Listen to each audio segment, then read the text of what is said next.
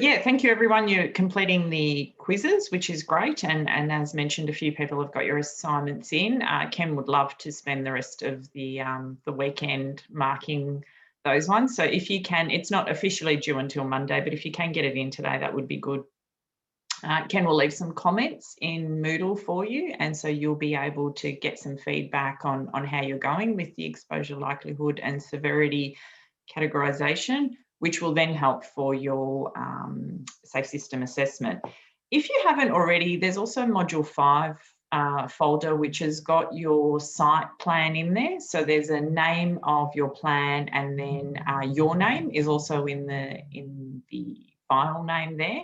And that's the one that we want you to go and do a site visit on. We'll go through this in a little bit more detail in the next session. However, if you wanted to jump in there and just have a look at where you've been assigned, it is sort of anywhere between a 5-minute and a 15-minute drive from your address that you've given us. So if for any reason it doesn't suit, like maybe you actually live 300 kilometres away from the address you gave us or something like that, then get in touch with me and we'll see what we can do about locating you a different site. So that's in the Module 5 folder. Cool. Okay. I thought we might have a little travel over to New Zealand, considering the travel bubbles back on. Where am I going to go? Christchurch. I want to go to Timaru, which is where New Zealand's smallest state road is located. Kathy, I believe. That's a trivia question, Ken. No, it's not anymore. Actually, there's I think that's the smallest state road in New Zealand. Anyway, I genuinely am picking an intersection at random here. Let's go with State Highway 1, and we'll drop the little van down here. I don't know what this intersection is going to be like. Some of you probably know the intersection on New Zealand. Hang on, where is the intersection? Right here, mate. Sorry, bear with me. I've got to find an intersection here. I'm going the wrong way, aren't I? Sorry. Let's jump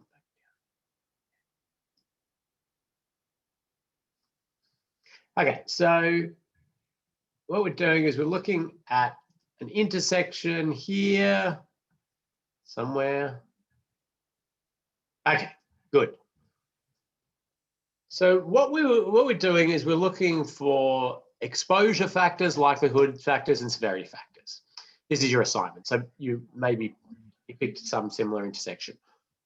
When we're doing that, I've been a little bit lenient on the assignment in terms of exposure. I've sort of said, tell me factors that influence exposure.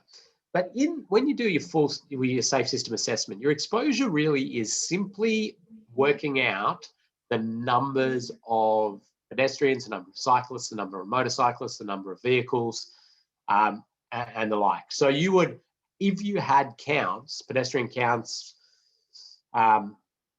vehicle counts, or the like, you can simply use those numbers in your assessment. The things that influence that are obviously the land use around the desire line of pedestrians. Where are they, and where are they coming from? Where do they want to go? Obviously the volume of traffic, the number of legs of the intersection, and those sorts of things. There's a tendency for people to want to put some other things into this exposure category. So take, for example, these light poles. People might want to put the fact that they're there as an exposure factor for run-off road crashes, because when a vehicle leaves the road, they're exposed to that crash with this fixed hazard. That doesn't look slip-based to me. That's actually in a safe system assessment, not an exposure factor. That is a likelihood factor, the fact that the poles are there, and the fact that the poles are not frangible, so don't break away on impact. That's a severity factor. So I'm sort of laboring this point of getting this categorization clear in your head, because it's a really important aspect of safe system assessments. So when I'm looking at this, I would simply say the exposure here is influenced by the fact that this is a fairly decent arterial road. Maybe it's not, anyway, it doesn't matter. You know, a decent collector road at least. So the traffic volume is high. It's got access, open access from all the side, the two side roads, so it's crossroad.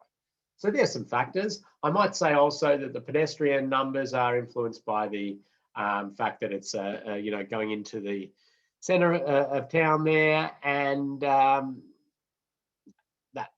would probably do for the assignment. If I was doing a proper safe system assessment on it, I'd be asking for what's your traffic volume? Do you have pedestrian counts? Do you have cyclist counts? Do you have motorcyclist counts? They're probably going to say no for all three of the last ones, which is probably a little bit of an indication of how a lot of our institutions think about travel. In fact, that we can tell you the historic car volumes for the last 50 years, but we can't tell you the current predicted pedestrian volumes. But I think we're getting better in those areas. But anyway, that's an aside. So that exposures, numbers. It's all about, you know, volumes for exposure. That's what you're really tracking at. Likelihood of crashes here is really, to me, influenced by things like, well, it's a passively controlled intersection. So it's got stop signs. It doesn't have that active control. It's got a priority leg. So, you know, vehicles along Church Street here believe they have ultimate priority. I mean, in the road rules they do, but if somebody makes a mistake out there off grade, they're just going to be continuing on. So there's the, you know, these are factors. The line marking's pretty good, so that's probably going to, you know, be bringing the likelihood down a little bit. The signage looks pretty good. It does have the lighting, so the lighting itself is actually going to influence the likelihood of crashes and bringing it down. We could look at sight distance out of the intersection. Then we could look at things for pedestrians, like the fact that there's refuge islands is going to reduce the likelihood of crashes. It's got sort of curb ramps and things like that, and it's got a sidewalk, a footpath, so there's a dedicated area for pedestrians, at least. There's pretty wide sort of bell mouths or openings in there, so that's probably a little bit of something that influence the likelihood, make it a little more likely for pedestrian crashes. The refuges are certainly helping in that perspective. I'd have a look at the surface. For cyclists, I'd say, oh, well, they've got a dedicated cycle lane, but that's sort of given up in order to fit in a right turn. So there's a bit of what's going on there. For cyclists, that might be a likelihood factor. These are all sort of things that are contributing to likelihood. Severity is going to be about the speed of travel of vehicles. So I'd have a look at the speed limit. If I had operating speed information of vehicles, I'd look into that. There's another. Yeah, it's a bit of a challenge there for cyclists, isn't it? They sort of get squeezed and dropped off as per many occasions around intersections for cyclists. We'll talk a little bit about that soon. So the severity is about the speed. I'd talk a little bit about the angle of crashes between cars. So car coming out here, car striking there. If it was a really high proportion of heavy vehicles, I'd be commenting on that influencing the severity. And really for pedestrians and cyclists, it's probably going to come down to the speed of the vehicles that are going to be hitting them, presence of heavy vehicles, and potentially for cyclists, you can factor a little bit about things like helmet usage and the like, if you want, but it's probably not enough to ever actually influence your scoring in a safe system assessment enough. And you'd have to probably do some surveying to work out percentages and those sort of things. But so there's the sort of things. And then, you know, in terms of what you could do to sort of alter these things, the simple one in terms of exposure would be to talk about, you know, do we need all of these openings? Can we block off part of the road? Okay, you know, are there more appropriate accesses onto this area? So that could influence exposure. The Other way to influence exposure could be to significantly blanket down this road in terms of making it more, I don't know, a bicycle boulevard or something like that. So you are actively discouraging vehicle traffic through there, the exposure would be down. These have to be thought about in a network context usually to understand where things are going, but they are ways that exposure could be reduced. Putting things like a roundabout here is not going to change the exposure, unless you happen to have traffic modeling that says if you put a roundabout there, you're significantly going to change the travel patterns and people are not going to use the intersection, or a heap more people are going to use this intersection because you put that control there. Then you might be changing the exposure. I'll go to likelihood because that's next in the order. Likelihood factors could be things like, clearing up the bike lane, providing maybe some physical separation for the bike lane through here, slowing vehicles through the intersection, opening up sight lines, better advanced warning, any of these sorts of things. Signalizing this intersection would certainly reduce the likelihood of crashes. And severity, we're really talking about things like making this a raised intersection. I mean, I think without knowing this intersection at all, really, it looks like it's entering into the township. It's probably a nice place for a gateway into the township. You're going from a sort of, maybe it's a bit townshipy there, but a bit of a faster area into what looks like a slower area. So a small roundabout or a raised platform, really to act as a gateway into the centre of town, but also to slow vehicles at their conflict points, and also act like a bit of local area traffic management to slow vehicles down. But it's all about bringing down those speeds around those conflict points. Raised thresholds through for the pedestrians, maybe even pedestrian priority through there. So a raised zebra crossing, a wombat crossing, as we call that in Australia. Those are things that are going to reduce the severity of any crashes as well. The wombat crossing will also reduce the likelihood of crashes. So there's a random little tour of Timaru. I may have got some of that completely wrong. Our New Zealand friends will probably correct me if I was pointing away from the town centre or something like that. But nonetheless, that was just a random little trip there into New Zealand to talk about that. I hope that made a little bit of sense. Just a couple of questions, Ken, just to clarify here. What about the presence of barriers? Would that be a severity factor? So generally, yes. The presence of barriers reduces the severity of the crash. It depends which crash you're talking about, but generally the severity of the crash for the vehicle occupants. So they leave the road, they hit a barrier, okay? Now we've got a crash. So we can't claim we're reducing the likelihood of crashes because there's a barrier there, they're gonna hit it. In fact, you sometimes need to bump up your likelihood of crashes because you've put this continual thing to crash into. The severity, though, is where it really is influenced, it comes down. So if in your assignment you put barrier influences the likelihood, the only way I'd be able to give you the marks on it would be to, if you said it increases the likelihood. But if we're talking about barriers separating cyclists or pedestrians, so you're talking about the crash with cyclists or pedestrians, then it gets a little more complicated. It's most likely to be attributed to exposure because you have provided essentially a fully separated facility. So the pedestrians or the cyclists are not exposed to those crashes anymore. So as I said, it just sort of slightly depends how you're framing it, which crash particularly you're looking at. Now, this is one of these things where I kind of feel that you're getting a jigsaw puzzle and you're putting parts of it together in your mind. And once you do this module and the next module, you're going to all of a sudden put big bits of this jigsaw puzzle together and it's really going to be a clear picture. So you've probably, we're on a journey here in understanding this.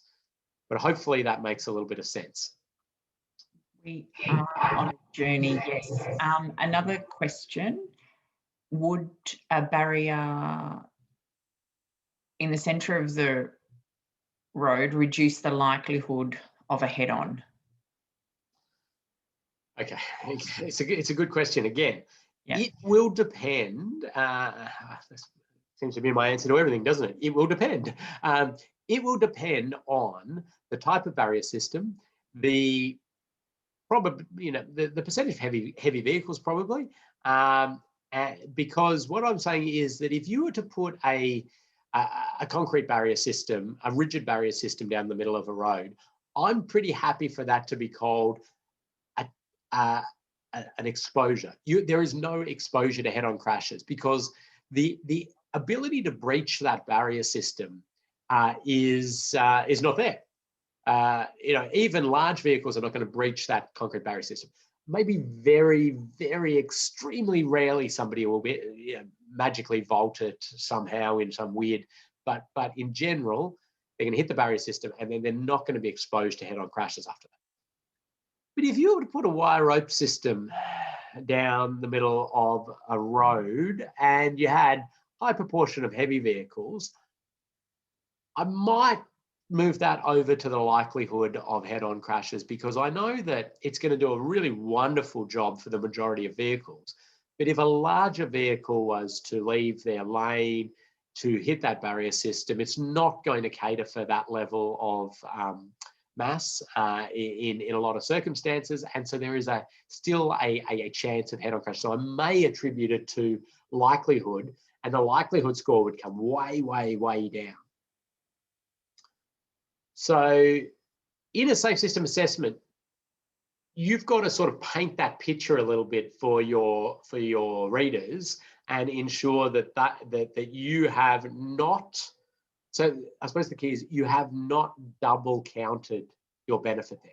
So if you are going to call it exposure, then it's an exposure and you can't attribute that to likelihood as well. Vice versa. If you're going to claim all that credit, we'll call it, in likelihood, you can't claim it in exposure as well. And you'll see when you get to some of the quantification of these sorts of things, as long as you haven't double counted it, it doesn't matter that much, but yeah, as long as you're clear in your mind and you've painted that picture. Okay, another one for maybe it depends. Safety features like frangible posts, raised medians come under likelihood or severity? Well, yes, Kathy, you sounds like you can answer this one. It depends. No, those are a little bit clearer actually.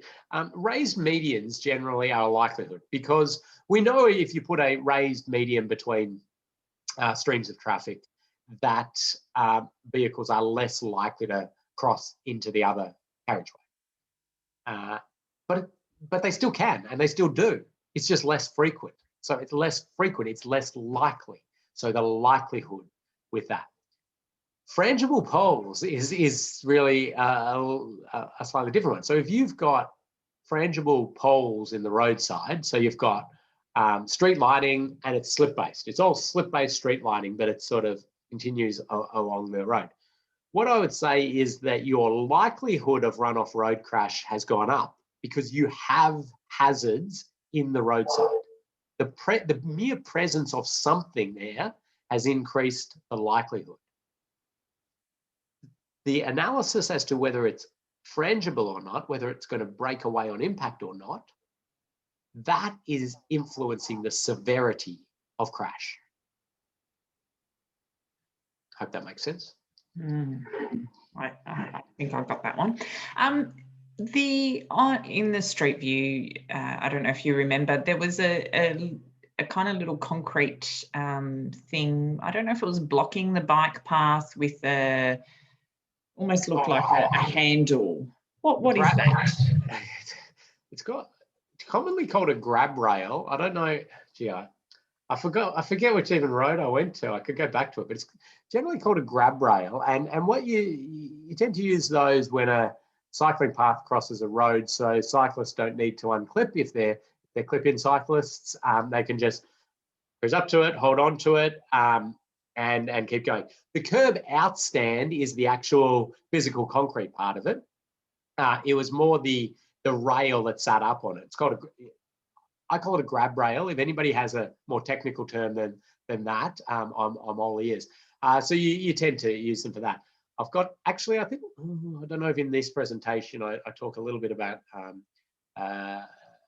Certainly in our Making Roads Motorcycle Friendly package, we have some grab rail discussion. I think we're good. And maybe just a comment that came through about a motorcyclist could go over a solid barrier minus the bike, which then is likelihood. Yes. So sorry, let me just think about that. Yes, and you could probably attribute that within the motorcycle crash category to likelihood. I'll certainly accept that. I mean, if you were thinking though about motorcyclist head-on crashes and a central barrier system, you're going to put that as a really huge reduction in the likelihood of it, because vehicles can't enter into the motorcyclist's lane, and the motorcyclist is probably a little bit less likely to leave their lane if there's a barrier system. But you're right, if they do and they hit the barrier system, they'll probably go over the top, and then we've got that head-on crash scenario. I think we're good, and it's 25 past, so we can... Oh, my random little trip to New Zealand has it's over. Has ended and taken a good bit of time. There's a fun game which an online game where it randomly street view drops you somewhere in the world and doesn't have all the labels, and you got to try and work out where you are in the world. It's fun by just, you know, the characteristics of the road environment and the like. Is that a bonus assignment? That would be, I would love to do that. If I don't get enough assignments in on the weekend, I'll be playing that game. Oh dear. Okay. Rightio. Let's put up some slides, Kathy. Can we do that? Yeah, we can. Yep, that's what you're doing.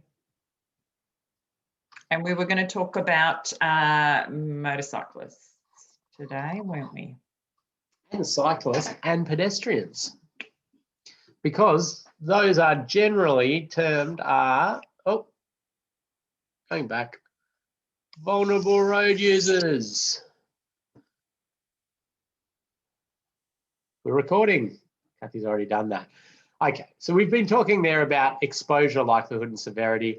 If you, at the end of this course, don't wake up in the middle of the night screaming about exposure, likelihood, and severity, I have not done my job well enough. It's so important that we think about these three aspects of how we think about risk within a safe system assessment. Now, there's a little bit of the idea of thinking about likelihood and severity is not a new concept. So, you know, there's no way we can pretend that's a new concept. But to so directly draw out severity when we think about infrastructure on the road network and so explicitly do it, it forces us into this thinking about severity of incident. And it's almost like you cannot avoid starting to think about acceptance of human error, right? Not encouragement of human error, or I suppose it, you know, like saying, oh, we're not going to worry about it, but sort of acknowledgement that it's going to happen and starting to really say, well, what can we do about that severity? So that's, you know, one of the major advantages of the way that this plays out. And I suppose I should say, you know, having, you know, been road safety auditing for as long as I can remember, we really have, for a long time, been focused just on this likelihood aspect in risk in the road safety environment. We really have. Like, yeah, there's been some severity thought as well, and it's certainly part of a risk matrix. But in the end, like I can't tell you the number of road safety audits I've looked at that have a new set of traffic signals being implemented on high-speed roads, and there is no mention of the speed and of crash and the energy of the crash when people run the red lights. It's all about trying to stop people running the red lights. And that is really like so important. Don't get me wrong. Like we need to do all that. We need to ensure that the sight lines are good, that the skid resistance is good, that the line marking is appropriate, that there's not a see-through effect, that all of these things need to be done. But we can't end our job there. We've got to really look at this severity. So huge focus on severity.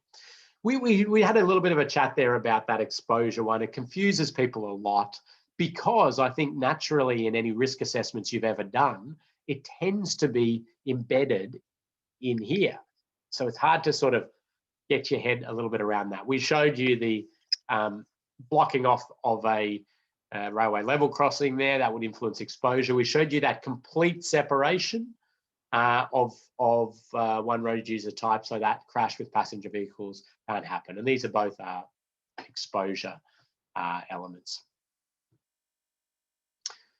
Now, I haven't yet given you sort of formal definitions and things. I wanted to ease you into it all, but there are some formal definitions in the Austroads Safe System Assessment framework, and we'll probably get back to it. But there's one for exposures there on the screen, and it'll be in your notes so you can look at it. And we have identified quite a number of things within safe system assessment that there was inadequate guidance on, and so we've created a fact sheet for some of these, and we'll continue to try to fill the void that Austroads and the road authorities are not answering these questions. So we've come up with some fact sheets on some specific aspects of scoring your safe system assessment.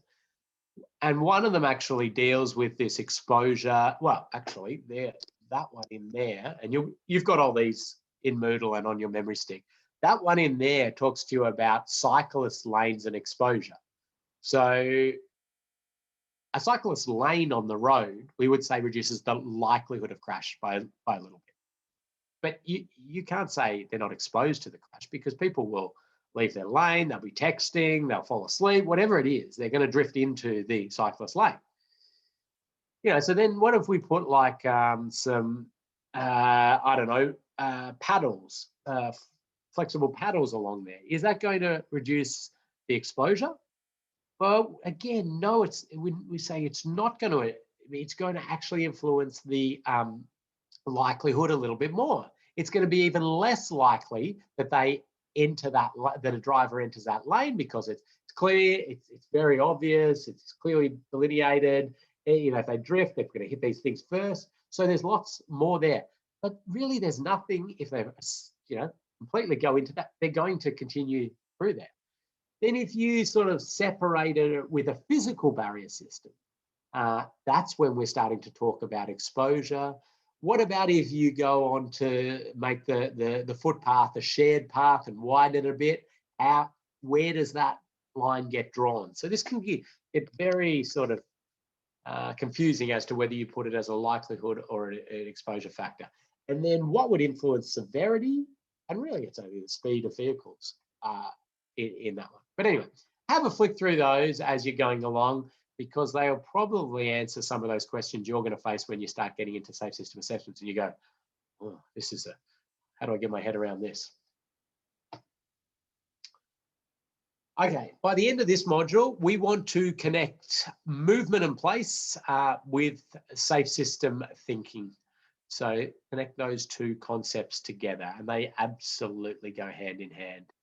Identify key characteristics for vulnerable road users, pedestrian, cyclists, motorcyclists that align highly with safe system principles, and categorize key risk factors for vulnerable road users into exposure, likelihood, and severity, as we keep doing. Don't forget to count your wallies. Right, this concept of movement and place. It's termed slightly different things in different places. Sometimes it's called link and place. But it's basically a way to look at your road network and acknowledge that it plays more of a function. It can play more of a function than simply moving vehicles or cyclists or pedestrians or the like. It can and does have a place function in many locations. And what do I mean by a place function? Well, a place function is really an area for trade, for interaction, for community, for that whole vibe, I suppose. I'm sure somebody can probably give a very precise definition of place, and you can certainly find that in different movement and place documents, but that's the general feel. Now, movement is not just the movement of cars. And I think that's a common misconception. It's the movement of people and goods in whatever mode it is. So that could be on bikes, it could be in public transport, it could be in cars, So this whole sort of idea that our road environments are quite, I suppose, complex from that perspective. Our road system really evolved as a movement, originally movement, but then place built around it, didn't it? And it really supports place in a lot of situations. And so the movement and place framework, and I could have picked any of the many diagrams out there. I picked this old one from the Sydney planning framework. Just really puts this onto an axis where you say you have place value, and you have high place value down here and low place value down here, and movement function. You have really a high movement function, really low movement function, and then you start to categorize your roads into those categories.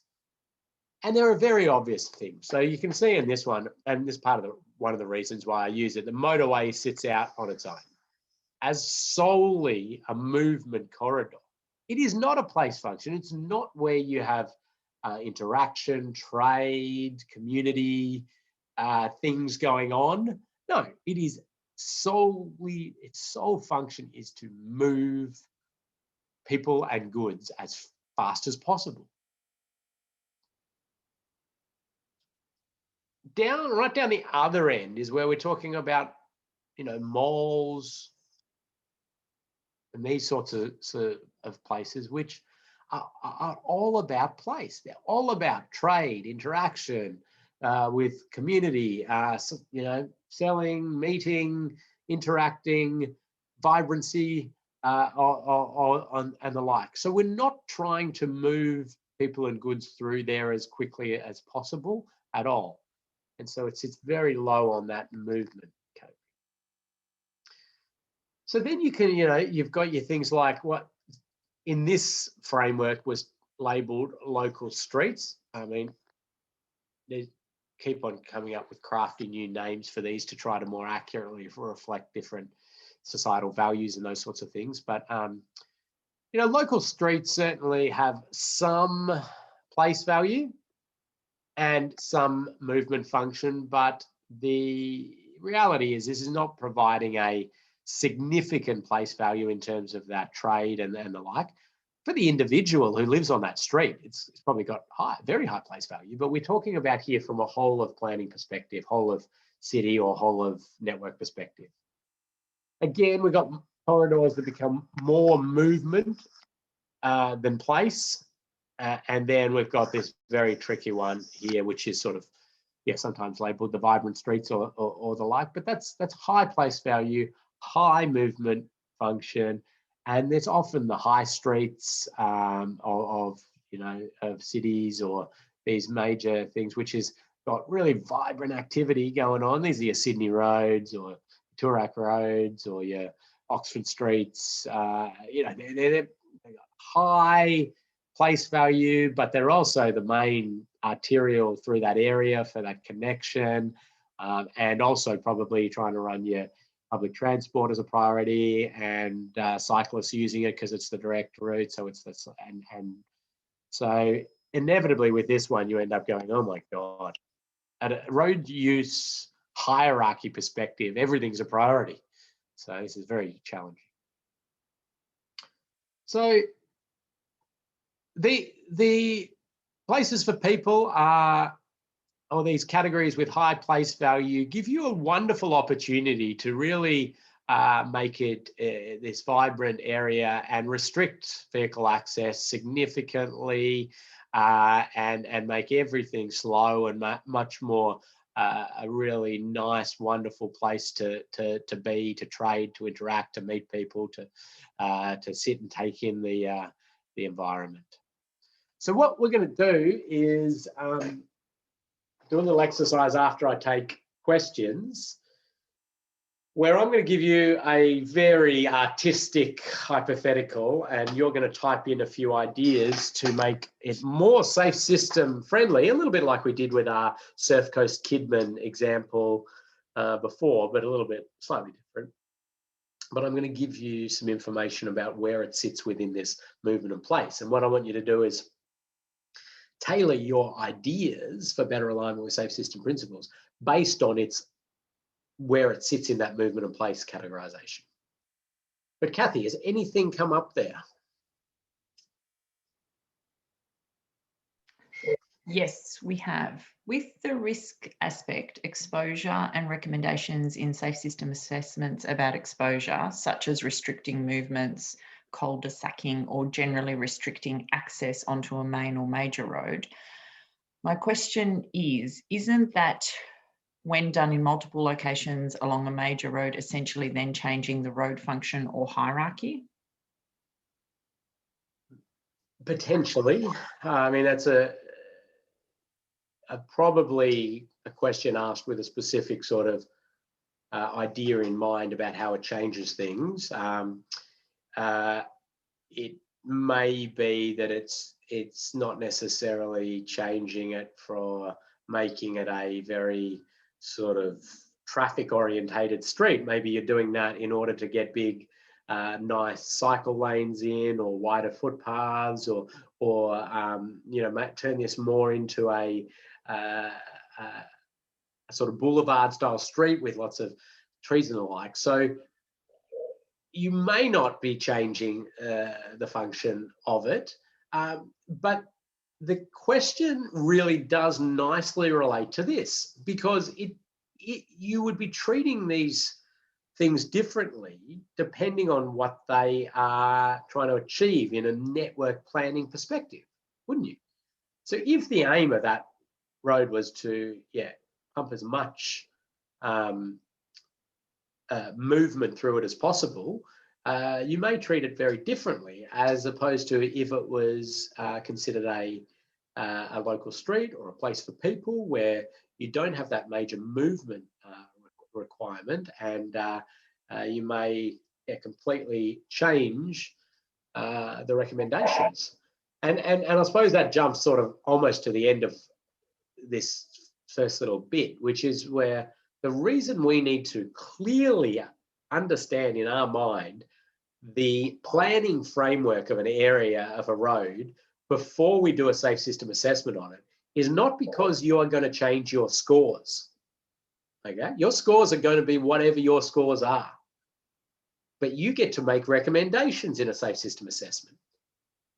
And if you've got a road that's a really, big movement corridor, and they've clearly said this is movement, you will treat it very differently. You can get safe system outcomes with very different treatments, or high alignment with safe system principles with very different treatments, to if they said it's a high place function, it's a place for people. You treat them very differently. Now, this is not rocket science, and especially if you've been working in industry for a long time, because we do that all the time. But this really clearly categorizes it up and forces you to ask those questions and get some clarity. And it often makes the strategic planners squirm when you're just hammering them and saying, what's the categorization? What's the purpose of this road? What do you want to do with it? What's the future of this? Tell me, because I need to make some recommendations here, and I need you to tell me what the strategic vision of your network is, and this road within that whole scheme of things. And I get very nervous sometimes, and yeah. But we can't sort of reshape a road to align highly with safe system principles if we're doing it completely opposite to what the planning framework is.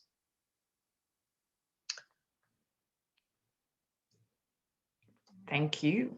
One more question. And you might say it depends.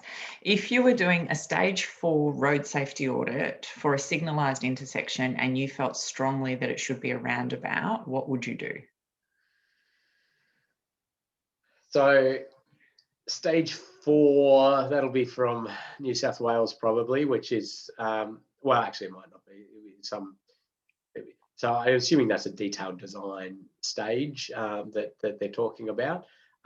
So basically you've got the full design set, everything's all basically ready to go, and they've handed it over for you to do a road safety audit on it. Well, first thing I'd say is that as a project manager, that's why we want to do safe system assessments early. And yeah, certainly we've done safe system assessments at that stage. And yeah, they basically throw your safe system assessment in the bin, because it's so far down the design, the planning, all the decisions on that sort of stuff has been made so far back in the project that it's not going to make a lot of difference. That being said, if you feel it's the case, you've got to put it in there, whether it's a road safety audit or it's a safe system assessment. If you believe that the inherent energy is going to be exceeding tolerable levels and that the intersection form is wrong, you just say it. And it's over to them to work out how they're going to deal with that. Certainly I have vivid memories. I won't tell you the road and the project, but big project at that stage, and it was very much exactly that. Let's say, well, your intersection forms have high energy and there will be high levels of death and serious injury. Your safe system assessment scores are very bad for these, and we recommend that you completely alter the form of those intersections. I often am not as specific as to say it should be roundabouts. I'll say, you've got to get the energy down to tolerable levels. Yeah, you could do that with a roundabout, you could do that with a raised platform, you could do that by blocking, the side roads off, but the fact remains that the energy is up there. I mean, to finish the story off, nothing changed, and that report was, as I say, put in the bin. And well, no, first it was a request to alter the safe system assessment because they can't do any of that stuff. And then there's that awkwardness and saying we can't change what is and what is not well aligned with safe system principles because your project is ticking along. And in the end, yeah, so that was the end of that, and obviously never received any more requests to do safe system assessment from that group. These are the challenges you're going to face. But for me, the real learning out of that, and everybody, and as you're talking to people about safe system assessments, is early in a project, please, when actually people would consider those sorts of things, because there was no point in going through that exercise. It was a waste of their resources, our time, and it just caused trouble. What they really wanted was somebody to, tweak around the edges with, maybe flare this barrier a little bit or offset this. They were into looking for those little minute detail things, not an actual genuine look at the inherent risks of their project. So there you go. I sort of skirted all around answering that question.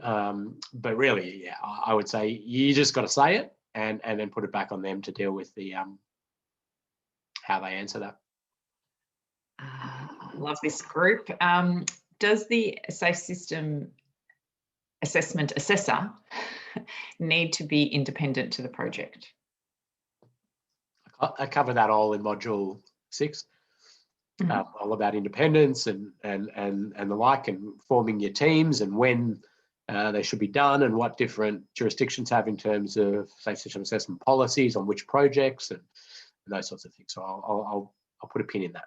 All right. I mean, the answer is yes, but not as strict as road safety audits. Cool. All right. Good questions. It is a good group, this one. Okay. Here we go. Lovely little artistic impression of a road. This road is categorized as a place for people. Okay, place for people. And there it is. It's currently got a 40km/h speed limit. And this is what it looks like. But it's a place for people. Categorized. The strategic plan, as I've all said, yep, place for people, this one. What I want you to do now is tell me some things that you would do to alter this to get higher alignment with safe system principles, acknowledging its status as a place for people, and just to keep us on our exposure, likelihood, and severity toes, chuck in when you make suggestions whether it would influence exposure, likelihood, or severity. All right, let's do it. Just chuck it into the chat as we usually do. You don't even need to give instructions anymore. Everyone's just onto it. Ken, they know exactly what to do. Except for they're not putting in exposure, likelihood, or severity. Yes, they are now, though. Just a gentle reminder. Yeah, very good. Okay. I haven't seen the acronym HATUA before. I hope it's not inappropriate. No. It's a Queensland one, I reckon, and it's high activity transport urban area or something. High active transport user area. Okay, thank you. Yes, there's a few. Is it Queensland that uses that? I reckon it's. Where's Kev from? Yes, you're bang on. Kev is from Queensland. Because they use that, and New South Wales uses something slightly different. I can't remember what their acronym is, but anyway. The New South Wales people will tell us shortly. HPAA. Yeah, high pedestrian activity area. Isn't this fun? It is. I'm going to add these to the trivia. Thanks, guys. Thanks, Mark. You'd help me out there. All right, loving this. Good stuff. Okay.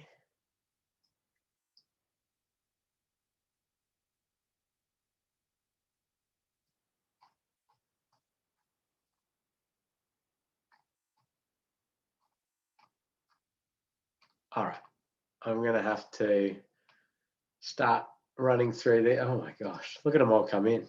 Such a good group.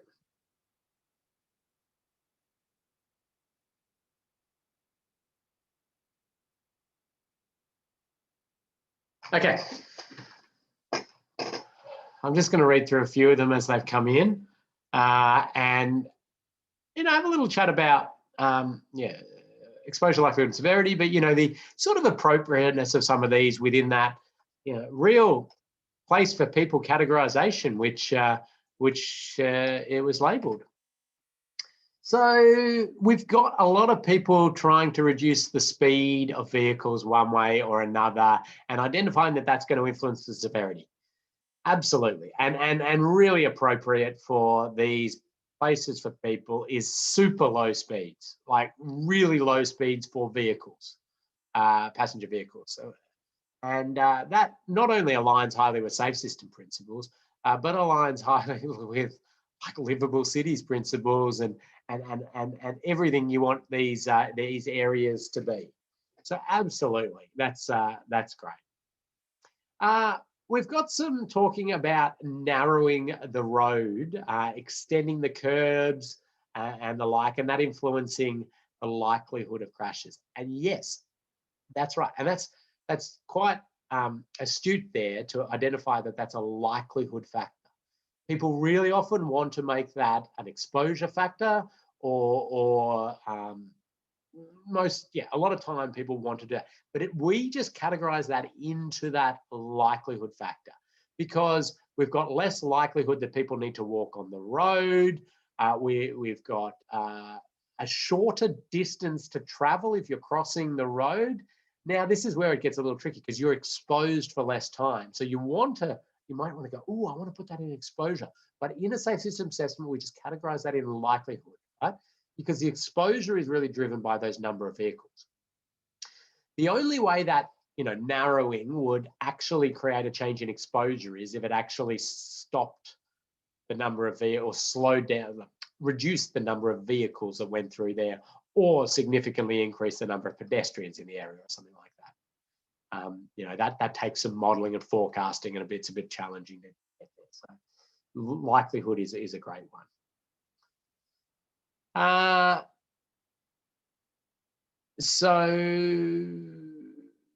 Okay, and this is good. I said remove vehicle traffic. Absolutely, that is the first thing you look to do when you've identified that it is a place for people. Just go, well, it's not a place for movement, so why we got vehicles going through there? So can we just block this whole thing off? And that is really, legitimate question to be asking.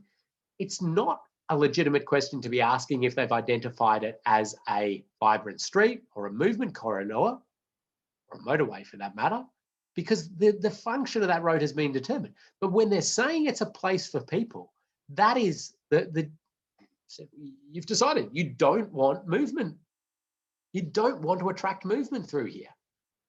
Now, the reality is that you often creep up and there's a bit of movement required for one reason or another, but it's a great first question to ask, and that's your exposure. And if you remember back to our intersection, principles, closing off intersections or closing off roads is really super highly aligned with safe system principles. Majority of the time we can't do it because we're providing a transport function, often a movement function. But if it's been identified like that, genuinely put it on the table. But if it's then been said, well, actually, no, within our movement and place categorization, place for people, it's not sitting right down in this corner, right? It's actually sort of sitting somewhere up here. It's still got that movement, a little bit of movement needs to go through there. Then you're talking about those really low speeds, make it awkward, annoying for vehicles to go through there. They go through slow. And that can include it not being a super high speed cycle route through there, but it's a very slow place. So some comments about potentially making it a one-way system. Now, that's certainly got some road safety advantages, and it can align better with safe system principles to do that. It can, but is it a change in exposure, likelihood, or severity? Is my question to you. The answer really is that for the most part, you would put it into a reduction in the likelihood of crashes. You would change the exposure if by doing that, you again change the number of vehicles going through there.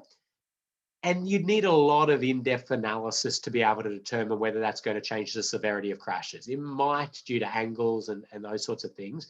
But a safe system assessment is that higher level broad brush assessment where you're probably not going to go into that minute detail.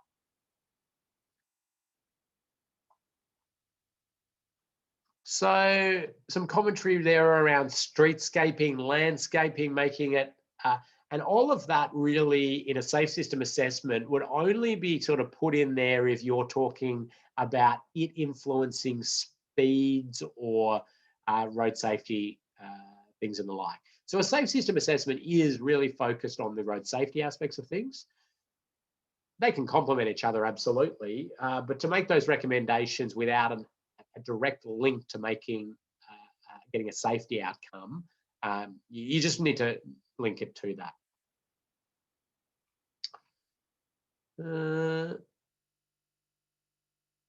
So they're the main ones that I wanted to pick out, and you did a really good job there.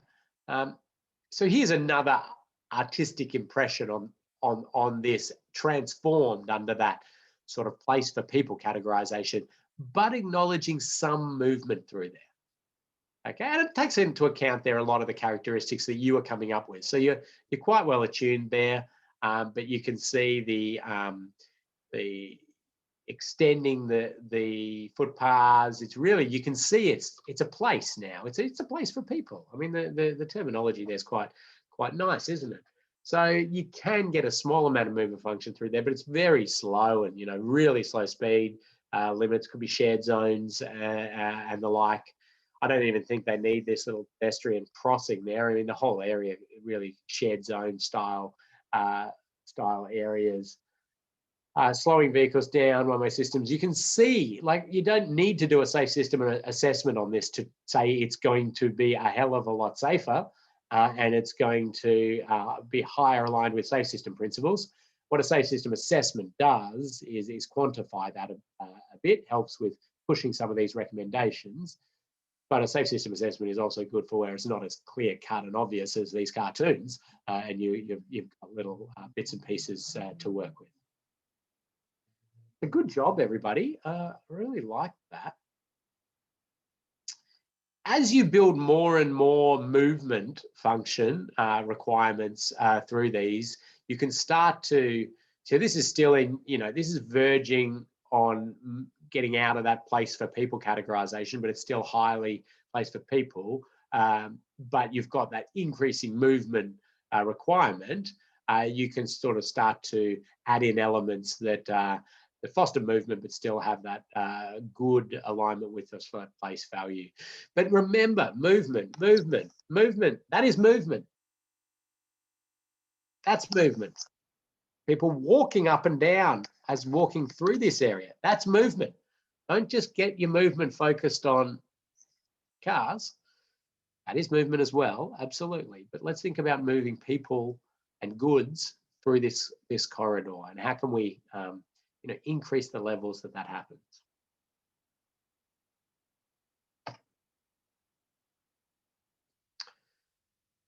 So when we get to local streets in that category, and again, I say people can use multiple names for this sort of stuff, but essentially you've identified low place value at a whole of network level. Don't get me wrong. Talk to the resident who lives in there and tell them that we've identified your street as low place value. They're not going to be happy with you. But so you don't need to tell them that, but you're just talking about the low place value from a whole of network perspective, low movement.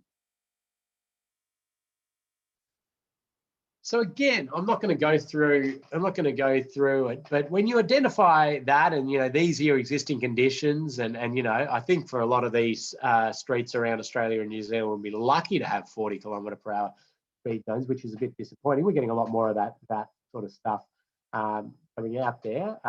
This one's quite a busy cartoon of a local street, but nonetheless.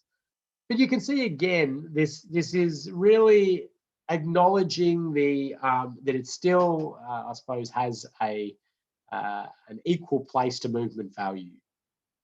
A lot of these areas are still heavily focused on just the movement function, but there is that place function. These are all low.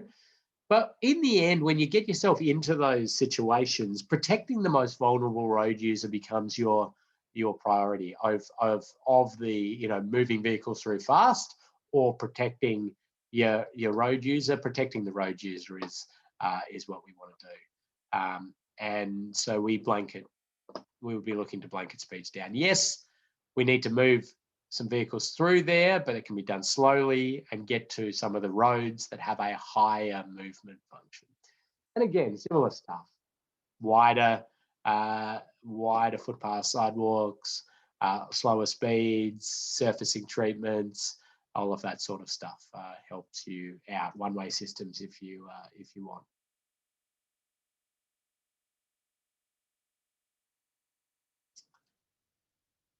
So there's a little bit of discussion in the chat there about speed limits in areas, and we are seeing, so we're in a big speed zoning revolution, and it's fascinating to watch which jurisdictions have the political will and support to take some big steps that we all know are going to be better in some of these urban environments. And Auckland was mentioned there for their 30km/h initiatives. Absolutely, you know, that's exciting.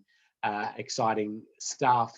We know that there's a big appetite in New South Wales for 30km/h in some of these environments. So it's an exciting time, and it's a real acknowledgement that, yeah, in the movement place categorization, these areas have been identified as not needing that major movement function, and especially not of passenger vehicles and trucks and the like. So the ability to blanket these things down is certainly there. Some other jurisdictions struggling a little bit to make significant gains in these spaces. Anyway, we'll leave it there. Just a quick question there, Ken. If you're doing a safe system assessment report, is it appropriate to comment on an area as a lower socioeconomic area in context of older vehicle fleets used in the area, or would you use different words? It's a good question. The versatility and scalability of a safe system assessment is one of its strengths, and you can do a safe system assessment of an entire remote community, a mine site. You could do these sorts of things, and one of the things you look at in a safe system assessment is the fleet, the safety features in the fleet, and you know, potentially measures to improve that or to cater for that through the infrastructure, the people, the speeds and the like. So the answer is yes, you can.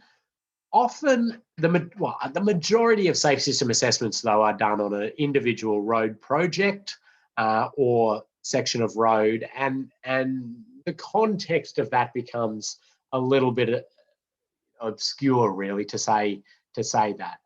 You could make a passing comment on it in part of the safe system assessment. I'll show you where in next module where you'd make that sort of commentary and how it may slightly impact things. But if you are doing a specific area in a specific community and it's got, you know, specific concerns, yes, I mean, that's part of our system that we're dealing with. How do we change things to cater for that or to lower the risk of that? It's a bit more challenging, but, you know, certainly you can do that sort of stuff.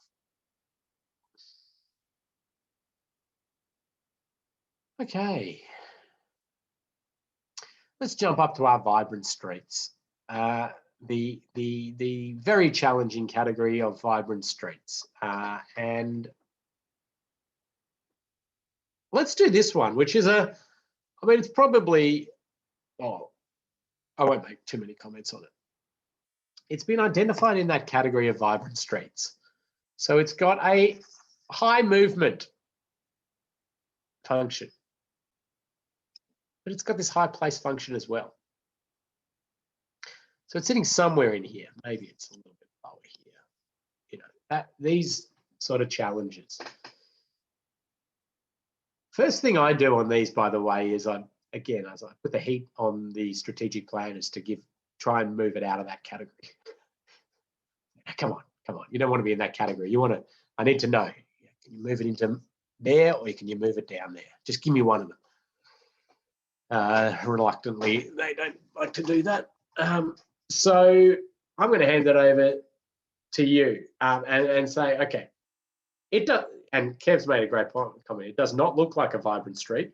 That's right. But what we're saying is that its strategic aspiration is to be a vibrant street. It's been identified as that, and this is what it currently is. Maybe the planners have said, well, actually, you know, this is, there's a lot of trade happening here. We're getting a lot of pedestrians, and like we want this to be the vibrant street. And let's do a safe system assessment and work out some of the features that we could implement to turn this into a vibrant street that aligns highly with safe system principles. You'd probably get the strategic planners involved in a lot of that decision making, obviously, as well. I don't know whether safe system assessment is your your spearhead planning tool in that sense. You'd go to some of the brilliant strategic urban planners out there, and maybe then have the safe system assessment as the supporting tool. But nonetheless, let's have a go at that. Same exercise as before. This one, 70 kilometers per hour, and we're seeing lots of lanes of traffic. It's got a pedestrian overpass up there. It's got fencing in here. Doesn't look like it's like road safety barrier. It's just some pedestrian fencing. Chuck it in, put in exposure likelihood severity.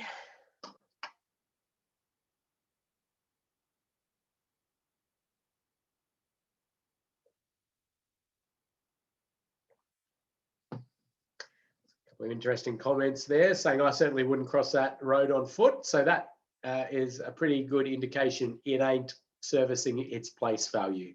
If you're saying that.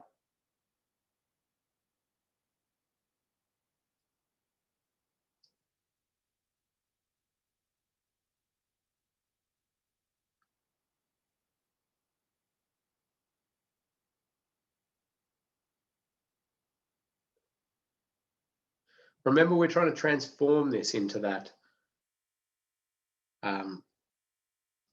vibrant streets categorization with high alignment with safe system principles, catering for both movement and place.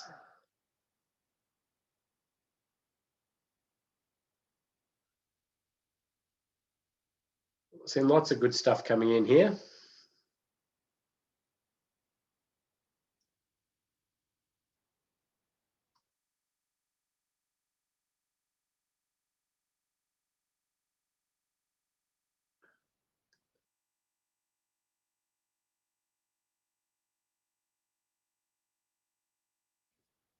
Oh, this is a good group, Kathy. I'm reading awesome stuff coming in here. And I'm liking the fact that I'm seeing lots of exposure, likelihood, and severity. I think you should give away some prizes, Ken. Okay.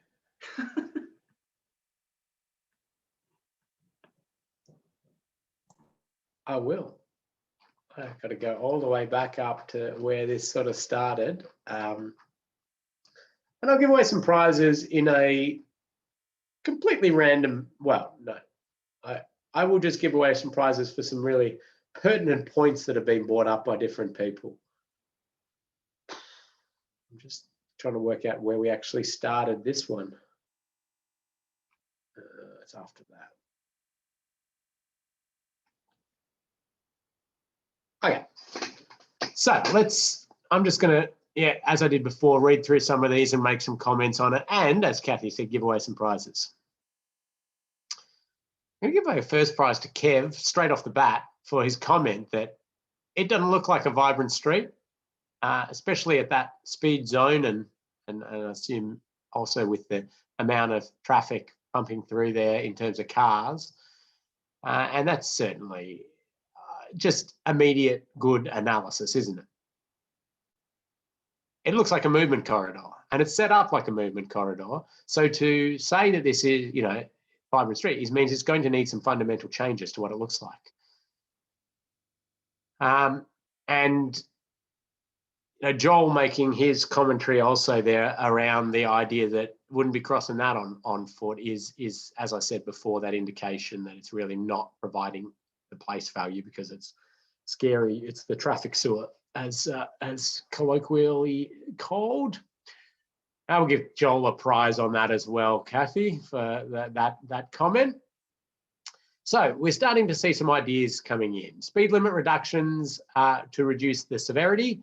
It'll probably also reduce the likelihood as well, but absolutely. I mean, the acknowledgement of the fact that this has that high place value means that hideously inappropriate speeds.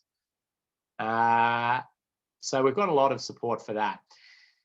A few comments came in about extending the pedestrian fencing, making it really clear not to cross. Now, that is, I suppose, what I would say a classic example of something that will probably increase alignment with safe system principles, but is counter to the movement and place categorization of this road. Okay, that it would be a very good one if this was clearly defined as just a movement category. Okay, because the reason for that is by fencing this off like that, you have eroded a whole lot of place value. Because places are, as we talked about, trade, movement, interaction, you know, this permeability needs to be there. And so there's a really clear example of why we need to understand the movement and place categorization before we're making recommendations, because we can get higher alignment with safe system principles in lots of different ways. So glad it was brought up, but that's my point on that. Ooh, this is an interesting comment from Mark. Pedestrian fencing means vehicle movement has won and place is lost. Prize. Oh wow. Okay. Good. It's spot on. Yeah.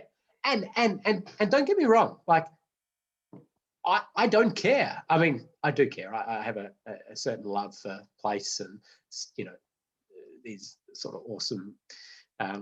But in a safe system assessment, I don't care. Just tell me what your strategic aspiration is for this road. And if it is movement of vehicles and maybe public transport, we can create you a safe system environment. Not going to be a place, that's for sure. And we're going to fence it off. We're going to barrier it off. We're going to make it, you know, that's what it is. But it's about understanding that first. Sorry, just to jump in there as well. Because there is a pedestrian overpass present, should we allow people to cross the road? It depends what your movement in place, your strategic function is. And again, overpasses, they're there for movement corridors, right? So if you're actually trying to transform this, you're going to get rid of that. I mean, that does not align with this place functionality of it. Or if you're going to do it, you're going to do some serious alterations. But let me jump to the next one. I mean, these are what we would sort of aspire to in that movement. You know, you've got movement and you've got place function. You know, we're down much lower speeds, but we have public transport movement corridor, vehicle movement corridor, cycling movement corridor, pedestrian, you know, more lanes, lots of pedestrian movement corridors. There is a lot of movement capability through here, but it also has that place functionality. Okay, but you can see the sort of immediate difference there in terms of the safe system alignment, of course, but also that place value to it. And I suppose if you put your blinkers on movement to just pumping cars through somewhere, that's probably going to do it quicker. So you know, if I'd said on that one, this is a movement corridor, it's all about movement and the major and the move, well, we could say all about movement. You know, this is where you'd be going bigger fences, blocking everything off. Maybe you'd make one of these lanes full separated bicycle facility or something like that, bicycle superhighway, and then just no pedestrians in there at all, because we don't have that place value. Anyway, I think people are getting their head around this quite well, and I have to speed up, don't I, Kathy? Let me just zoom through looking at some other stuff. Raised pavement in high pedestrian activities, likelihood, could possibly do severity as well, because that's going to reduce speeds, and especially around conflict points. Bus lanes, this is good stuff. Lots and lots of good stuff coming in here.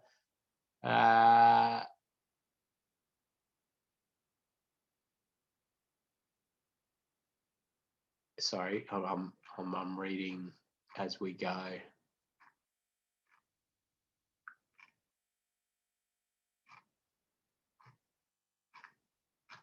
Okay, that will do, because I think there were so many good comments and well-aligned stuff that we're going to keep moving on. Certainly, there's a lot more movement. I mean, it's always nice in an artistic impression to look so beautiful and the like, and but we can start to seed these little elements in as we go. Full transformation like this is a big exercise, a massive exercise. But seeding things in like these separated bike facilities through intersections and the like are good. We talked about, in your safe system assessment, is this a change in exposure or a change in likelihood of cyclist crashes when you put in these semi-separated or separated facilities? That, for me, is very clearly a change in likelihood of crashes, not exposure. The reason for that is, easy for a vehicle to enter into that facility. It's a lot less likely that they will, but it's certainly easy for that to happen, and also the turning into the driveways and the side streets and those sorts of things as well. Movement corridors. Movement corridors are, that you have to get your head in the game that these are not trying to provide necessarily high place value. Okay, so we are going to do things that potentially restrict pedestrian access, any of that sort of mingling, trading style stuff, different permeability and all of that.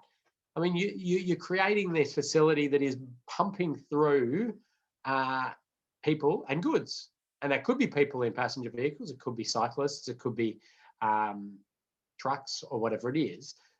But you're going to want to be creating environments that don't have too many stops, that certainly don't mix vulnerable road users and higher speed traffic, and you're really starting to pump them through.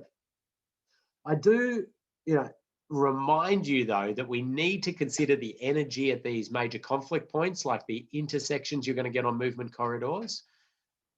Also then where you're going to have the movement of vulnerable road users mixing with the movement of higher speed, cars and trucks and the like, and trying to address the issues of those conflict points.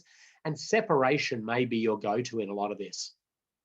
So grade separation, I mean, not spatial time separation and the like. But slowing on conflict points is still something that you should be doing. So we know pedestrians and cyclists are our most vulnerable. We know severe injury, sort of 10% risk of that, maybe at 20 to 30 kilometre per hour mark, those sort of levels that we're looking at for those conflict points. Young and old, even more vulnerable. And ideally, we're managing speeds around that 20 kilometres per hour where pedestrian volumes are significant, or looking to separate from vehicles. So we know these separated bike facilities are proving fairly good and still provide you with the ability to have some movement function of traffic vehicles, and also the movement function for cyclists. Roundabouts, again, I'm just sort of scratching the surface of a whole lot of topics here, but just so you can have a think about it. Roundabouts are an interesting one. We know they're success for passenger vehicle to passenger vehicle crashes. We know that there's actually some really good characteristics of them even for pedestrians and cyclists in terms of the lower speeds, the increased alertness, but we know they do come with challenges. And so there's a more and more push for these sorts of facilities where you're providing the reduced severity because of the roundabout, and also some raised facilities for pedestrians and cyclists.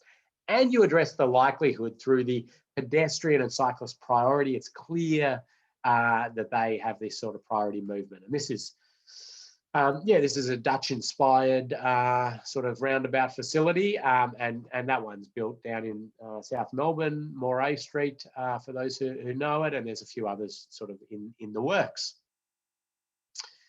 The philosophy, can work for larger, higher volume, higher order roads, roundabouts, multi-lane roundabouts.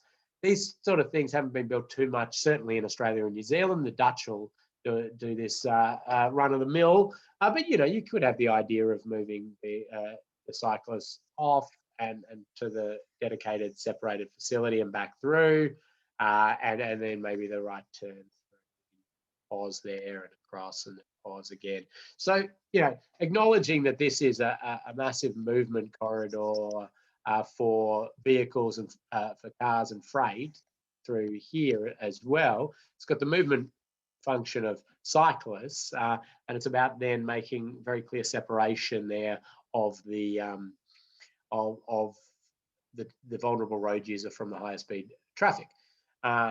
Here, though, we still aren't meeting great objectives in terms of the likely speed of impact, the severity of crashes for the vulnerable road users. We have reduced the likelihood by the ability to make that move. Certainly putting the cyclists and pedestrians under the road would be absolutely brilliant, and it removes the exposure to crashes for pedestrians and cyclists if you can do that sort of stuff in these environments.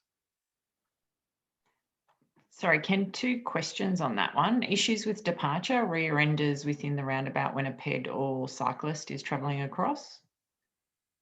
So these are concepts that have been sort of developed. That sort of stuff is certainly something to be analysed.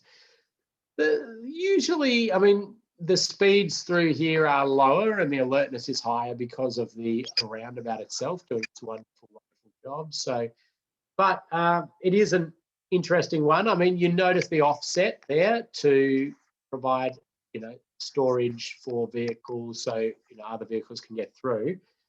Admittedly, this sort of stuff has been done in medium speed areas.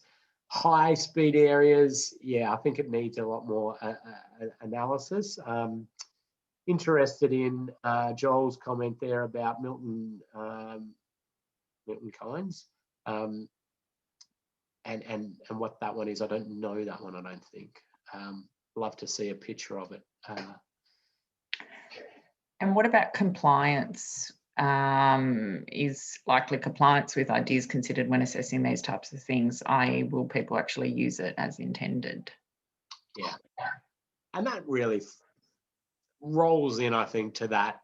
What is a cyclist? And cyclists are not all the same. You've got your commuter cyclists. You've got your mammals, your middle-aged men in lycra. I have to probably put my hand up and say I'm one of those. I do a lot of riding, but it's probably out there. Would I use a facility like this? Oh, depends. Am I in a pack? Am I riding? And so you've got to. It's very hard sort of group to cater for every cyclist, every type of cyclist. I think I saw a post from Via Strata on different types of cyclists, which I thought was really good. So it might be worth us trying to dig that out. I think we've got Gemma in the group who could probably find that and share it. Because when you do a safe system assessment, and we're bringing this all back to safe system assessments, it's really about trying to quantify what benefit we're going to get in risk reduction from these sorts of facilities. And so this is where your judgment, your knowledge really comes into play. If you look at this and you watch it and you go, well, all the cyclists we see going through here and all the cyclists we know about going through here are Saturday morning and Sunday morning pack training cyclists. You're really not going to get risk reduction by putting these facilities in, because they're not going to use that. They're going to be belting through here in a pack and they're just going to continue on through. However, if you're going, well, these are a lot of commuter cyclists. We've got a big growth area out here, and we've got a big growth area out here. We've got the city, down here, and they're going to join in. then you go, well, absolutely, they're going to use this, and that's going to be a really wonderful facility for them. So, theme of today is me saying it depends.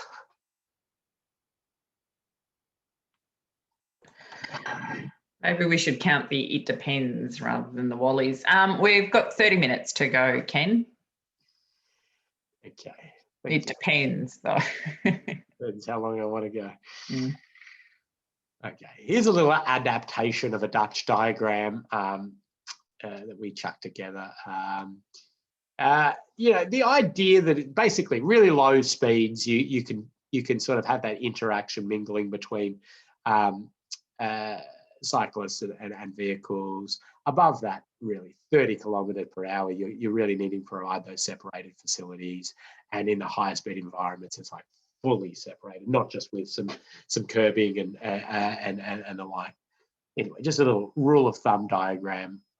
You can alter it as you see fit. Pedestrians. So pedestrians, I'm not going to spend too long on this, but this is a picture out of New Zealand, actually, of a wombat crossing, or probably called something else in New Zealand, a raised pedestrian crossing. Not a Kiwi crossing, because that's something else. Remind me what a Kiwi crossing is. Something to do with schools, I think. So it's different to just your normal pedestrian crossing, which is there's no raised element on a normal zebra crossing, pedestrian crossing. And we know that actually doesn't improve road safety in the majority of situations. Sometimes actually increases risk by just that, because you have that pedestrians feeling that they have priority, which they do, and stepping out without that attention, and then some drivers missing it because the speeds and the like. But we know when it's raised, it does a wonderful job. Reduces the likelihood of crashes with the clarity of it, and the severity, because the speeds of anything going wrong is less. And I have this sort of general rule of thumb in my mind, which is if you have enough pedestrian desire or latent demand or pedestrian movement to warrant pedestrian priority across a road, you have the impetus to raise it. It should be raised, or it should have speed calming measures on the approach to get those vehicle speeds down. I mean, that's how I think of it. These things operate really well, and they certainly have really high alignment with safe system principles for that speed reduction, for the clarity of crossing, for the elevation of the pedestrian crossing into better eye-line sight for drivers. So we've got just wonderful wins all around with these sorts of crossings. Ken, just a quick question. Why would you then ever use a zebra crossing rather than a wombat crossing? I would like to, I agree that you potentially would, if you had an area or an environment that was so low speed anyway, that you didn't need to bring the speeds further down. So you had this blanketed, almost, shared zoney style environment, and maybe, you have a city centre and it's been, blanketed down with a gateway entry and surface treatments, and it's narrow, and then you could, you're at low speeds anyway. But in general, I tend to agree. Raised crossings all the way. Sometimes people get all nervous about buses and these sorts of things, bus routes and the like, which I think is a load of hogwash, by the way. Buses can go over these things fine.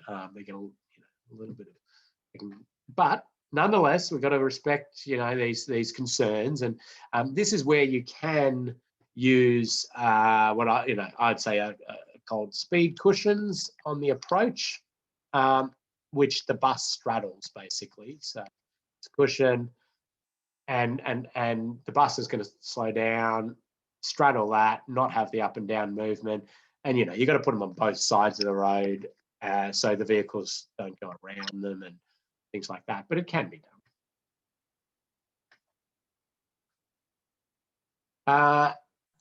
So some people pointing out potential noise issues, potential emergency vehicle challenges with these sort of things. But again, I think those sorts of things, when we're trying to create an environment where we're not killing or seriously injuring our road users, we need to factor these in and think about them. But let's keep pushing at it, creating safe environments for all road users. But yeah, you can't ignore any of these, and you've got to treat all these concerns or issues with legitimacy and try and work out ways we can do it. But I popped this one in here of a, sorry, I'm just reading one on the signage. I'm going to pop that in Moodle, Ken. Yeah, so we did a whole paper on signage of raised pedestrian crossings because it's a bizarre thing. That's really Australian, but I think others will find it interesting as well. Okay, this I'm just going to give this little story as an example. That is Adelaide, Kev. Well done. And I'm going to give this example. So it's a little old, but Gia told me that we know what safe system is for pedestrians or vulnerable road users. We've known for a hell of a long time. So this is Adelaide back in the day when this road here was a 60 km/h speed limit road. And there was some work happening for about a week in the island here. So you got a slip lane going around here and you've got the island in here. And these workers were going to be in there for, they were in there for about a week, I reckon. Maybe a little bit longer, doing whatever it was, electrical work and all that sort of stuff. Okay, so what happened was that they went, okay, we've got our workers in near the road environment, so we are going to put a roadwork speed limit in place. And in South Australia, that's 25 km/h for those who remember that in South Australia, roadwork speed limit 25, the rest of the country is 40. So 25 km/h speed limit and concrete barrier systems to protect their workers from any errant vehicle that still does, makes a mistake and leaves the road.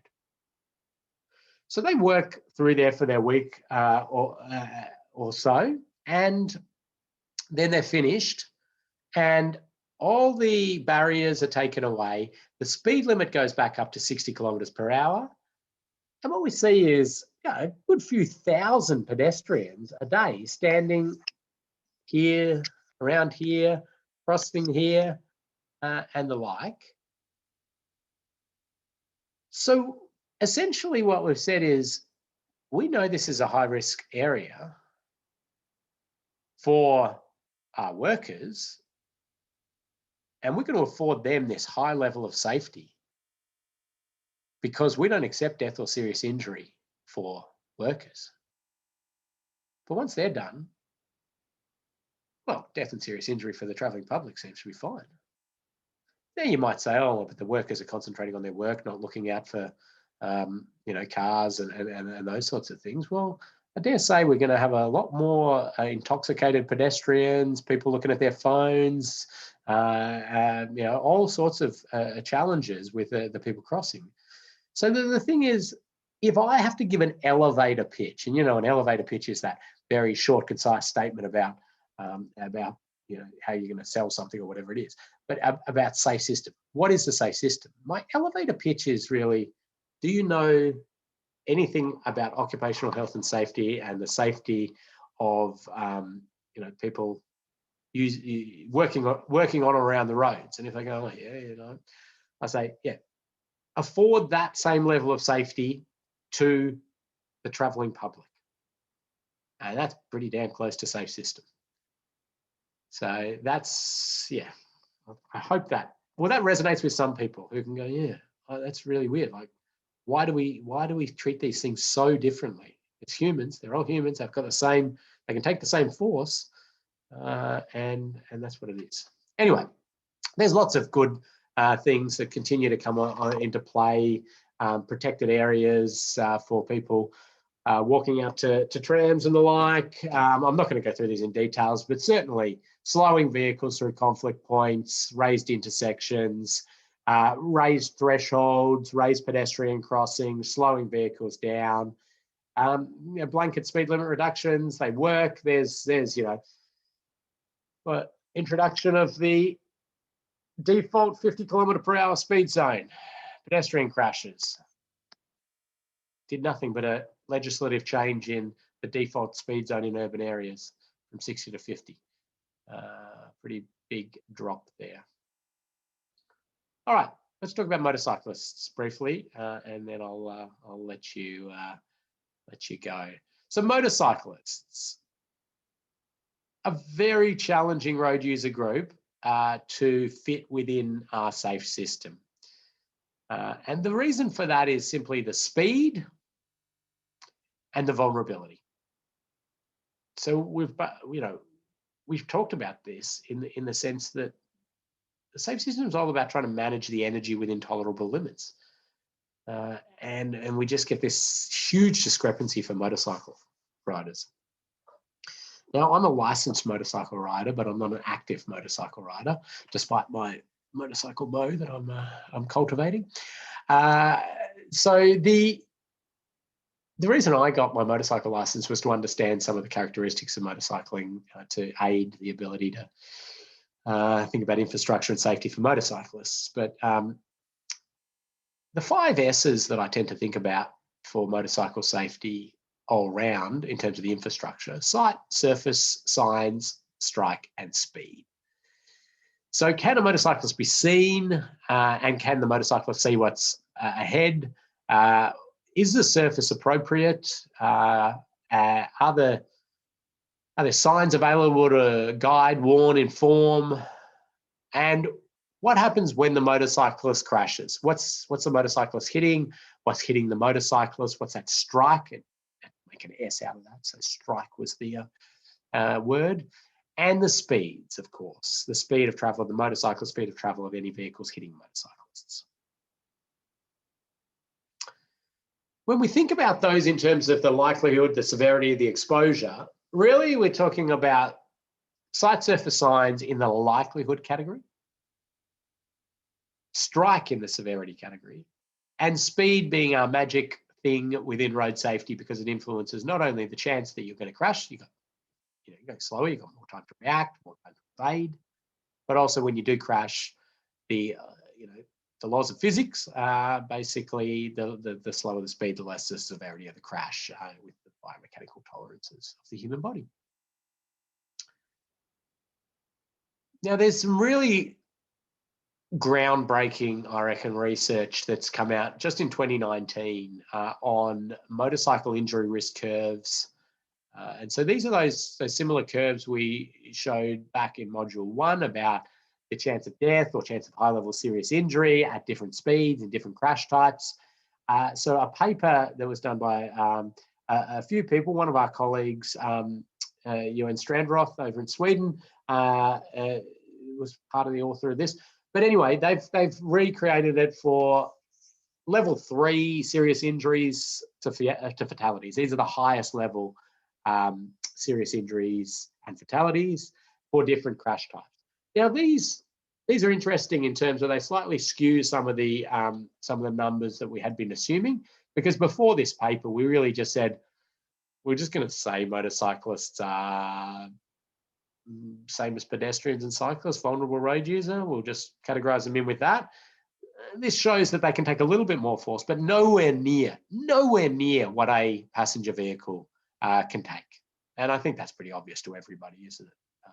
So even the helmet, the body armor, even some of those things like the inflatable jackets. I don't know if you've seen the airbag jackets. So if a motorcyclist leaves their bike and like a Michelin Man style jacket pops out, even all of that sort of stuff is not getting us anywhere near the energy absorption capabilities of a steel cage, a crumple zone, an airbag, a seatbelt, and those sort of things. Just poles apart. So I'll leave those with you to look at if you want. Let me just jump through here and talk about the 5 S's very quickly. Sight, likelihood. So motorcyclists can be hidden quite easily by small things. You can see that one, that the motorcyclist, yeah, easily hidden behind that tree. And these are the likelihood factors. Small, fast moving, susceptible to these sorts of things. So your safe system assessment might be looking at things that may block sight lines for motorcyclists for other vehicles.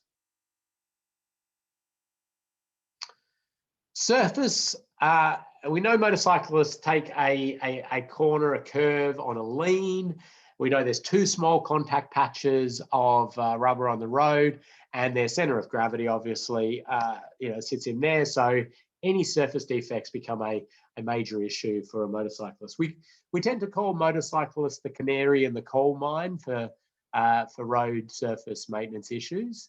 They're the first ones to be killed or seriously injured for these sorts of issues. So something, again, you would be thinking about from that likelihood characteristic within your safe system assessment. Things like steel plates, slippery surfaces, big patches of line marking, all influencing the likelihood of motorcyclists crashing.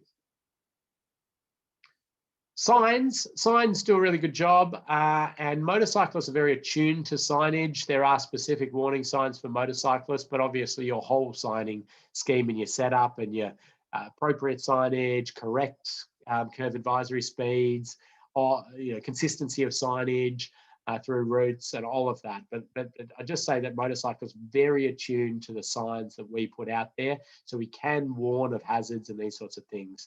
And if you want to specifically talk to the motorcyclists about a specific hazard for them, these sort of signs are wonderful. So strike hazards for motorcyclists. There are many strike hazards out there for motorcyclists, and a lot of them are very much within the strength to kill or seriously injure a motorcycle. Everything from a galvanized steel signpost all the way through to trees, power poles, obviously. But things that we would often consider frangible, breakaway on impact, so things like slip-based light poles, galvanized steel signs, everything like that, we call it frangible, but it's not frangible for a motorcyclist. That is easily enough to kill a motorcyclist, strong enough to kill a motorcyclist. And then we put barrier systems out there, which are wonderful, absolutely wonderful, but they are not designed for motorcyclists. They're not designed, they're not tested, and they're not created for motorcycle safety. But we can do some things to that. So there's a European crash test protocol for motorcycle dummy crash tests. Basically, you get a crash test dummy, and you slightly modify it. You put leathers on it, and then you crash it with stuff. The test for pole or barrier impact is a 60 km/h, 25-degree angle sliding test. And let me just show you that. So there you go. You can see the dummy slides into a post of a barrier system. And that dummy was a write-off. And that's but then you can put these underrun protections. So instead of hitting that specific hazard, the energy is directed along the barrier system. They slide. That underrun protection with the absorption of energy there, the redirection of energy along, and the slowing down over time brings that at a 60 km/h, 25-degree angle impact to within tolerable limits under the level 3 serious injury categorization. So there's stuff we can do, and you sort of got to think about these sorts of things, especially on motorcycle touring routes, areas where it's more likely that motorcycles are going to come off. We've got to try to be thinking about the energy, the strike hazard. So that's well, I suppose I'm not going to talk a lot longer on that, although I did say that we would talk about motorcyclists and wire rope barrier systems. So I've probably got to do that at this stage because I don't have too much more on it. I'll play that again. So you can see that 60 km/h just absolutely destroys that dummy. This dummy's cost about $250,000 as well. So it wasn't a cheap test. Not our test. It was Transport for New South Wales test. Mark, that was one of your dummies that Crash Lab smashed up. Yeah, but it's giving good intel. But motorcyclists are susceptible to huge forces well beyond tolerable limits for anything in the roadside, including trees, rocks, power poles, signs, and barrier systems in their native form also present some of this risk. The University of New South Wales, for about the last 10 years, has been doing study after study on motorcyclist crashes with barrier systems. And what they've discovered is that about half the motorcyclists are off their bike sliding when they hit a barrier system, and they hit the base, just kind of like that dummy did, but not so straight, and they're all over the place sliding along, but they're sliding. The other half are trying to gain control. They hit the barrier, they go over the top. They don't run along the barrier system in the way that the vehicles do. So there's a couple of other things about wire rope safety barrier systems that are important to think about with motorcyclists. The first one is that where do we use wire rope safety barrier systems? We use them on predominantly long, straight-ish roads. The reason for that is you cannot implement a wire rope safety barrier, this is looking down, on a tight radius curve. Why? Because it's a barrier system, ropes in tension. So looking down on this, if you tension that up, crank up the tension, what is it going to do? It just pops into the middle of the road. And in fact, you do that. If you put, so the minimum radius for a wire rope safety barrier is a 200-meter radius curve. You put even a barrier on a wire rope safety barrier on a 200-meter radius curve, and you tension it up to its desired tension, you watch your posts. They want to go. They're starting to sit, right? And so the first important thing to understand is that for popular motorcycle touring routes, we're not going to use wire rope safety barrier systems because they're windy routes. So that's an important thing. The wire rope systems are these, long continuous runs, usually for fairly straight areas, and they're almost a fatigue management device, and motorcyclists do not fall asleep riding and drift off the road like a car would. They get fatigued, they make bad decisions, and these sorts of things, but it's really rare to see that sort of crash happen. So the fact is that motorcyclists are highly unlikely to ever hit a wire rope system because of where we put them. The other one is that the systems do a really great job of protecting motorcyclists from vehicles entering into their lane often. So there's a, but the one thing that the motorcycle, I suppose, groups have correct is that we don't have a great retrofit device for a wire rope system, because we can't put an underrun protection like this on a wire rope system. And all that's really available are sort of some post padding protectors and things like that, which aren't anywhere near as effective. But the real answer is that if you have a route that has you've got a slight concern about the risk of motorcyclists, you'd be moving to a flexible W-beam system with an underrun protection anyway, because it's going to provide you almost as good safety characteristics in terms of absorption of energy for passenger vehicles, and it's got wonderful characteristics for motorcycle safety as well. I talk to the motorcycle community a lot, and every time it comes up, I say, you are barking up the wrong tree if you are lobbying about this as your issue. There are so many other issues for motorcyclists to be working on where we can get significant gains. Just the most, it is the tiniest risk, but it seems to get so much attention. Ken, just a quick question on that. Why isn't the motorcycle underarm protection standard with guardrail, or is it? Okay, it is not standard, except for Queensland has put it into their road safety policy as a mandated thing. In fact, it's standard, and you need to prove why you're not going to put it on the barrier system, which is interesting. But the real answer is cost, and it costs more to roll out barrier with underrun protection, with motorcycle protection, and it becomes this sort of thinking about, well, if we can roll out another 100 kilometres of barrier, are we going to get better safety outcomes than putting underrun protection on, you know, the other barrier we were going to roll out? And you know, you need to do some thinking around that. So in an idealist, you know, in a utopian world, we would have it under all of them, but it's about thinking about where the highest risk are. Most jurisdictions tend to have good identification of their high-risk motorcycle routes, and it becomes a mandated part of any barrier system introduction on those. And then if, you know, barrier systems are going on other roads that have very low motorcycle run-off-road risk, they tend not to be put in there. But yeah, it's a good question.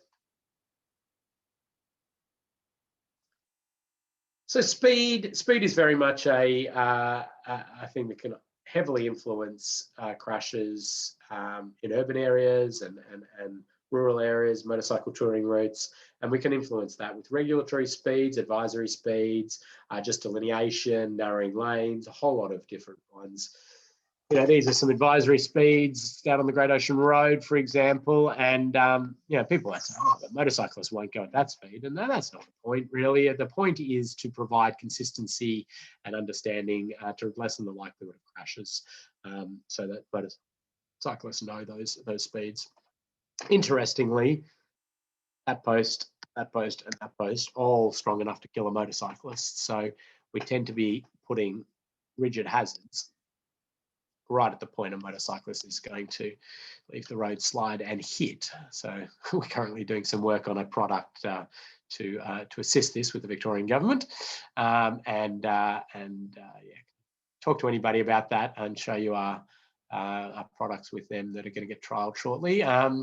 If anybody's interested, again, trying to think about the biomechanical tolerances of motorcyclists based on that 2019 research, and what would we expect to get that post to frange at, yet strong enough to hold wind loading. So some fun little exercises.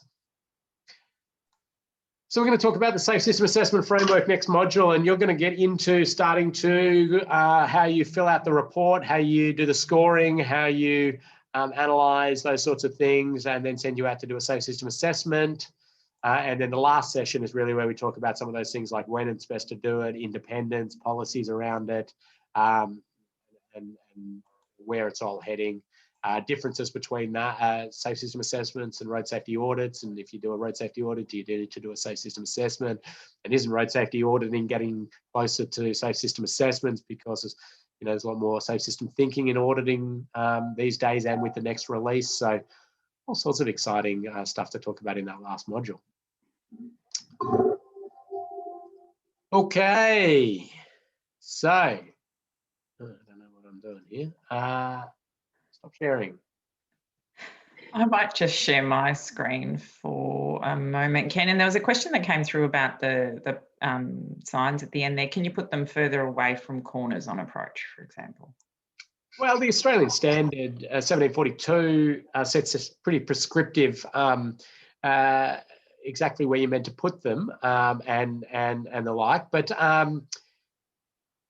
yeah, you don't want to compromise their function in terms of delineating riders and drivers around the curve, and you certainly don't want it to alter their view. I did a really fun trial of variable height guideposts around curves to try to use as a perceptual countermeasure for motorcyclists, to try to actually alter their view of the curve that's coming up with a sort of visual illusion. Did that up in the Yarra Ranges. I could send some photos around of that. But you don't want to inadvertently do that without some real thinking about how that's going to change perception of the curve and the like. So I tend to say stick to the Australian Standard on it, and try to maybe look for some like products like ours that are going to try to lessen the severity if a motorcyclist was to. Back to you, Kathy. You've got 2 minutes. Thank you. Back to me. So those safe system assessment fact sheets that Ken mentioned at the start of the session, they're up here in the resources section. So all 5 or 6 of them are in there. This time around, you've got a quiz. I've also popped that article up about Wombat Crossing signage in there. And if you want to take a quick sneak peek at Complete Your Safe System assessment, which we'll talk about in the next session, there's the template there, but there's everybody's site and everyone should have one, and there should be names in there next to it, which it is. So some people, depending on your location, more than 1 or 2 people might be assigned the same site. But basically have a quick squiz at that and just let me know in case, you know, for example, you gave your address and you actually live miles away from that place, and up to it. And I think that's about it. Do your quizzes, and if anyone hasn't done their previous quizzes, catch up on those. Have an awesome week. Yeah, you too, Ken. Enjoy marking those assignments that come through. I will. I'm excited. Yeah, get them in. I'll look forward to it. But they're not due till next week. But if you want to get them in early, I'm happy to do that. Okay, thanks everybody. Vulnerable road users, safe system, moving in place, all hand in hand. Bye. Bye.